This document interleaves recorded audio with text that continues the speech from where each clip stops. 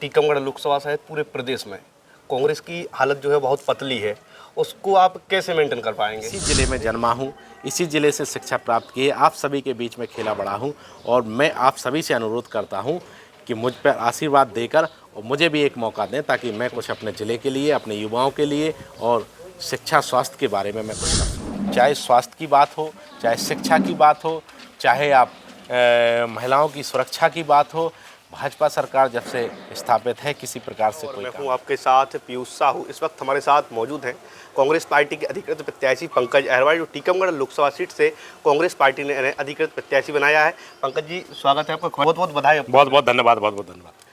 Party ने आपको ticket दिया है, क्या दिशा निर्देश दिए हैं पार्टी ने?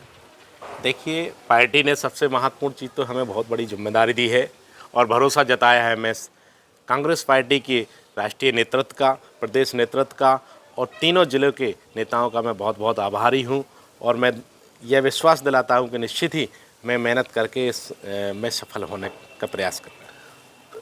टीकमगढ़ लोकसभा सहित पूरे प्रदेश में कांग्रेस की हालत जो है बहुत पतली है, उसको आप कैसे मेंटेन कर पाएंगे?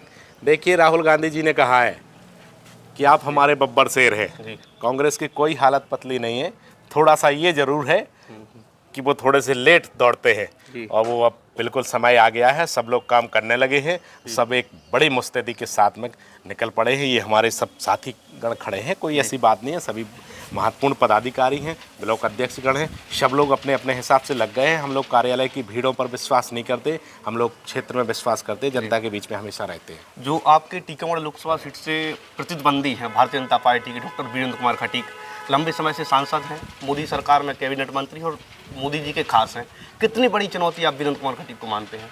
देखिए, चुनौती महत्वपूर्ण है, इस चीज़ को हम मानते हैं, लेकिन उससे महत्वपूर्ण चीज़ ये है कि हमारी तीनों जिलों की जनता जानती है कि उन्होंने 15 साल में किया क्या है।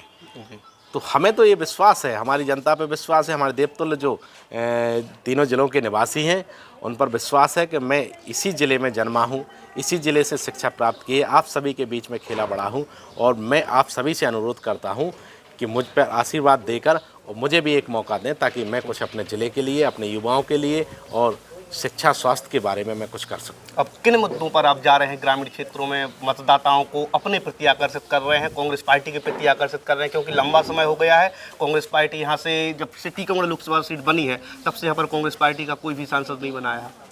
इस बार इतिहास रचा जाएगा, हमें भरोसा है, हमें अपने टीम पर, अपने कार्यकर्ताओं पर, हमें अपने समाज के लोगों पर और पूरे संपूर्ण लोकसभा क्षेत्र के सभी देवतुल्य जनता के ऊपर निश्चित ही इस बार इतिहास रचा जाएगा। और मुद्दे की बात है तो चाहे स्वास्थ्य की बात हो, चाहे शिक्षा की बात हो, चाहे आप महिलाओं की सुरक्षा की बात हो, भाजपा सरकार जब से स्थापित है किसी प्रकार से कोई काम नहीं हुआ है।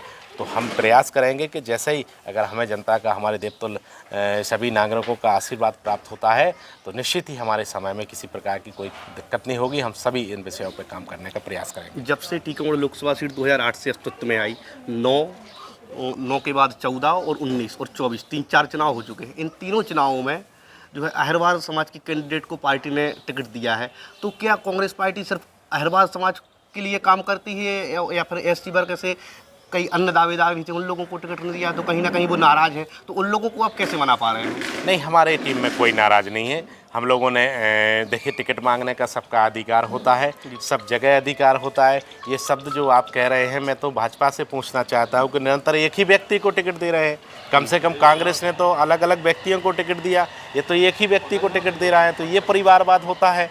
मैं कहता हूँ कि हमारे लोगों में किसी प्रकार का कोई निराशा नहीं है, ना कोई आक्रोश है, सभी लोग साथ में मिलकर काम कर रहे हैं। और महत्वपूर्ण चीज़ सामाजिक कॉम्बिनेशन देखा जाता है, बहुसंख्यक में गिनती होती है कि कौन समाज की कितनी संख्या है, तो सब लोगों को साथ में लेकर चलते हैं, ऐसी कोई बात नहीं है, सब लोग काम कर रहे हैं। तो अब क्या मानते हैं आप, कितने आश्वस्त हैं अब जीत को लेकर?